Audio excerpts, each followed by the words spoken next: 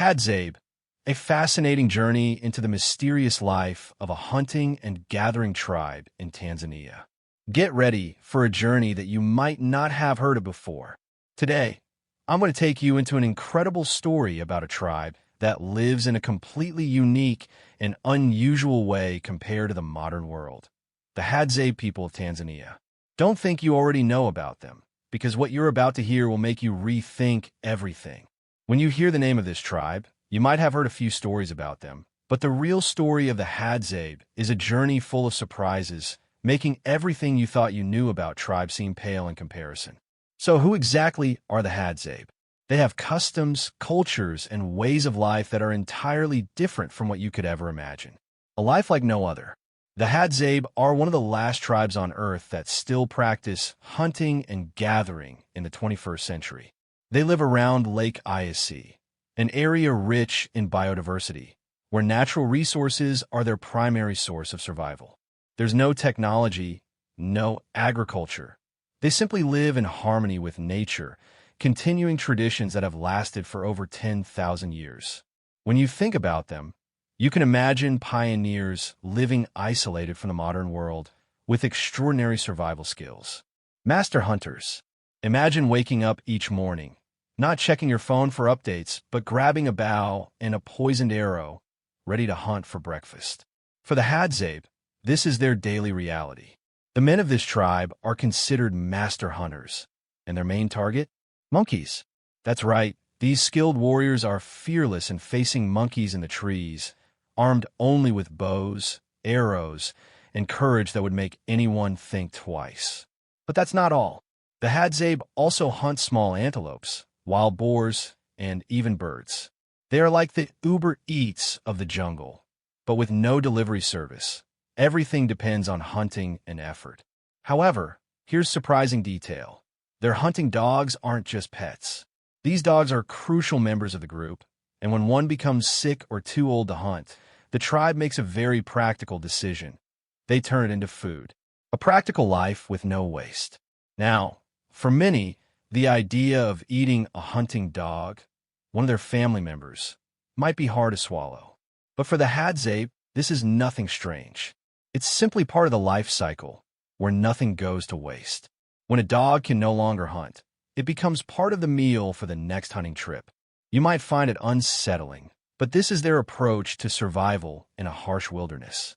To them, every living thing, from humans to animals, plays a role in the ecosystem. And it is this connection that has helped them sustain their way of life for thousands of years. Nothing is wasted, and everything is put to use to ensure the survival of the community. Hadzabe women, the heart of the tribe. While the men are the hunters, the women of the Hadzabe play an equally important role in the tribe. They are the primary food gatherers, possessing remarkable knowledge about local plants and herbs.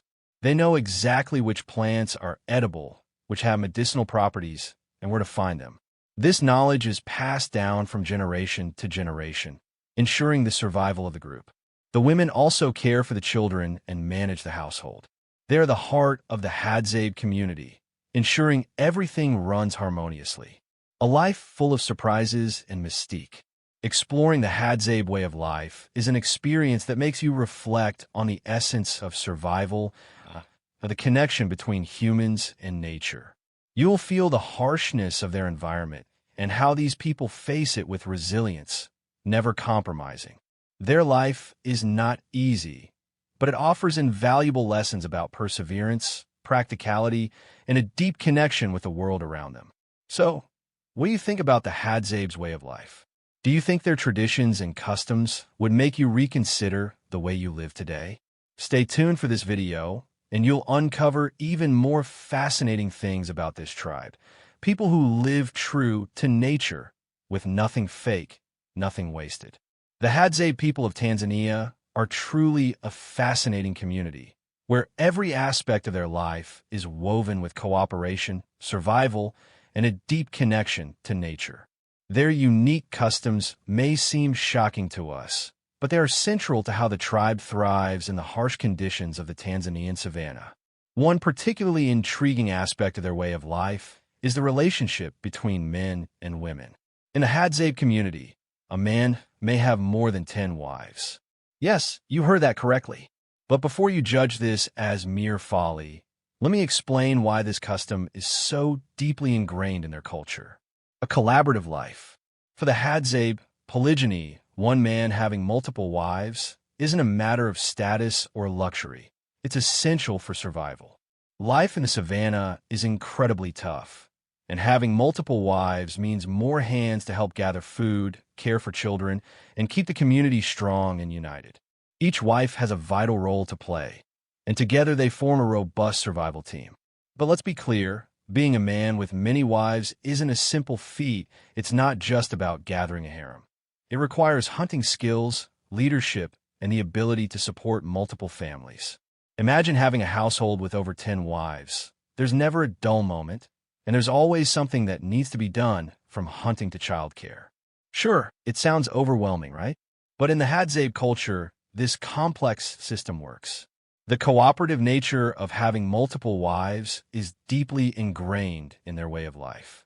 It may seem tiring or difficult to us, but for them, it makes perfect sense.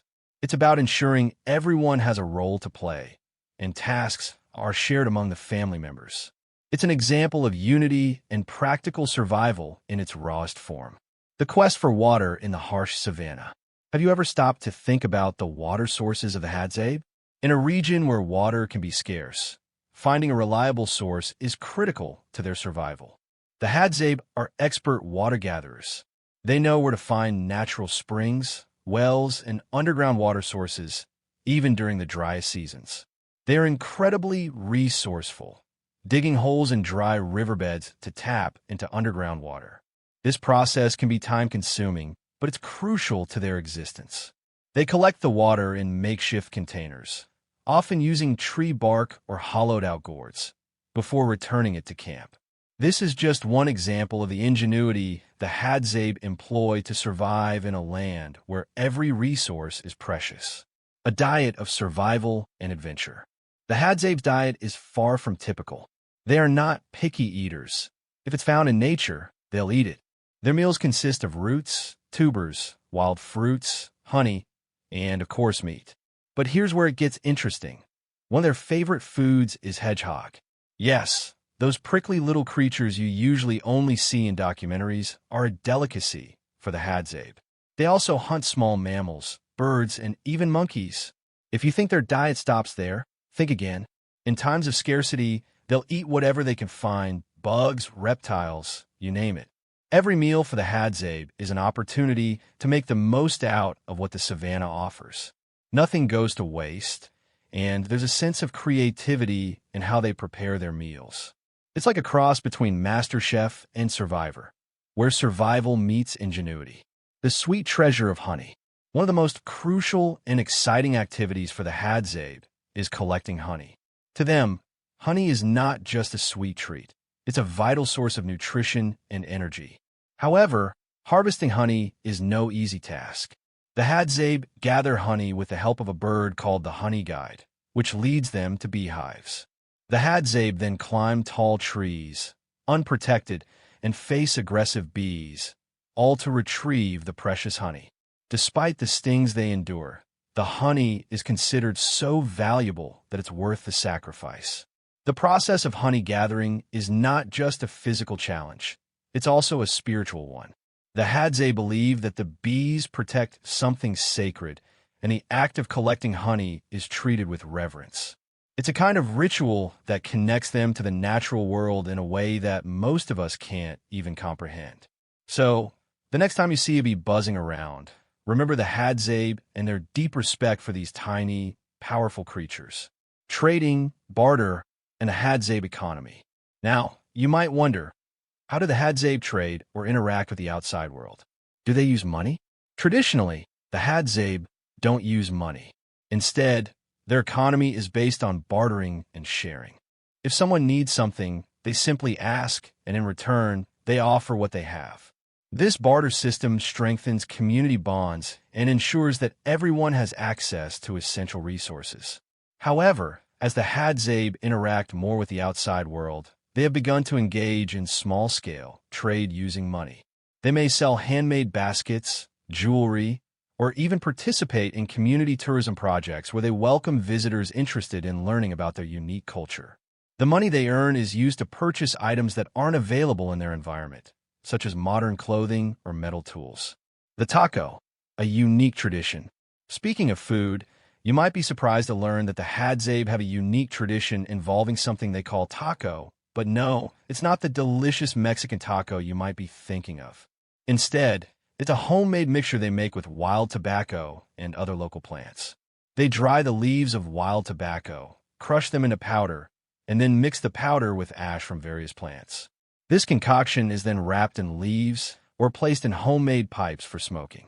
For the Hadzabe, smoking tacos isn't just a pastime. It's a communal bonding activity. Sitting around a campfire, passing the pipe, sharing stories, and strengthening relationships. This ritual is a cherished part of their daily life. You might wonder if it tastes good. Well, let's just say it's an acquired taste. But for the Hadzabe, it's as much about the experience as it is about the substance itself. Fire, the mastery of flame. And don't think for a second that the Hadzabe just pull a match out of their pockets. When it comes to fire making, they are masters in the most primitive yet impressive way. The Hadzabe don't use matches or lighters. Instead, they rely on two pieces of wood, one a thin stick and the other a dry base. The process of starting a fire involves rubbing the two pieces together, generating heat, and eventually creating an ember. It's a skill passed down through generations and a vital part of their survival. As you can see, the Hadzabe live a life that is profoundly connected to nature, where every day is a struggle for survival, but also a celebration of life itself. Their customs and way of life are a testament to their resilience, resourcefulness, and respect for the environment. These are not just stories. They're lessons in living with purpose, unity, and deep respect for the world around them. So what do you think? Would you be able to survive in such an intense and closely knit culture? Let us know your thoughts in the comments below. When the Hadzabe want to make fire, they don't use matches or lighters like we do. Instead, they place a bit of dry grass or leaves on a piece of wood. They begin to rub a stick quickly between their hands, almost as if they are trying to warm their hands on a cold night. The friction between the wood generates heat, and soon, a tiny spark appears. This spark is carefully nurtured, gently blown on until the grass or leaves begin to catch fire. And just like that, the fire is born. No matches, no modern tricks, just pure survival skill. Imagine the pride you'd feel lighting a fire this way. It feels like unlocking a secret survival level that most of us only see on reality TV. For the Hadzabe, making fire is not just a technique, but an art passed down through generations. They do it with such finesse and elegance that it makes us rethink our dependence on technology. You can picture this moment, right? A tribe that lives entirely off the land, relying on simple, yet essential skills for survival. When it comes to hunting, the Hadzabe don't use guns or modern equipment. They craft their own bows and arrows, often made from acacia wood, with arrowheads made of bone or metal. But don't think you can just wander around shooting arrows at random. Hunting requires immense patience and a deep understanding of animal behavior. The men of the Hadzabe are masters of stealth, moving silently through the forest as if they were mere shadows. They track animal signs, like footprints, broken branches, or droppings, and wait for the perfect moment to strike. Accuracy is key. One well-aimed shot could mean a successful hunt or going home empty-handed. But hunting isn't always a solo affair. Sometimes, they hunt in groups, which increases their chances of success. During these hunts, the hunters communicate through subtle signals and quiet whistles, coordinating their movements like a well-rehearsed dance. And when the full moon rises, hunting becomes even more magical. The moonlight illuminates the savanna, giving them a clear view of the animals without any artificial light. This is the world's oldest natural lantern. And believe me, hunting under the moon has a certain enchantment. Animals behave differently under the moon. The savanna is filled with shadows and mystery, and the Hadzabe, with their sharp skills, become almost invisible as they move through the darkness. It's like they are part of a game where the moon is your greatest ally. The Hadzabe don't live in large homes or complex structures. They build simple shelters made from branches and leaves, temporary and easy to assemble or disassemble as they move frequently in search of food. But what is most fascinating about their life is not the shelters they build, but their view of time. There are no clocks, no calendars, no deadlines. They live according to the rhythm of nature. When the sun is high, it's time to work or hunt. When the full moon appears, it's the perfect time for dancing or even hunting. Time is not a pressure for them. It's something far more organic and natural. Education among the Hadzabe is very different from what we know. Children don't attend school in classrooms. Instead, they learn directly from nature. Young boys follow the men on hunts, learning how to use bows and arrows, identify animal tracks, and move silently through the forest. The girls, on the other hand, learn from the women how to gather fruits, roots, and identify medicinal plants. They learn by observing and mimicking the adults, and much of their knowledge is passed down through stories and songs told around the campfire. These stories are not just entertainment. They carry the values, wisdom, and traditions essential for survival and the cohesion of the tribe. As for clothing, the Hadzabe don't dress extravagantly. They wear garments made from the hides of the animals they hunt. These hides are processed and turned into clothes that protect them from the elements while allowing them to move freely during hunts and gathering. Men often wear skirts made from animal pelts, while women may wear longer skirts and sometimes cloaks to protect them from the sun and the cold of the night. Marriage among the Hadzabe is a combination of love and family arrangements. While marriages are often arranged by the families, the consent of both the bride and groom is essential. They have the freedom to choose their partners, and love and compatibility are highly valued. When a man and woman decide to marry, the groom's family gives gifts to the bride's family as a sign of respect and appreciation. These gifts can include food, honey, or handmade items. Interestingly, the Hadzabe practice polygamy, though it is not very common. Most men have only one wife, and the nuclear family structure is the norm.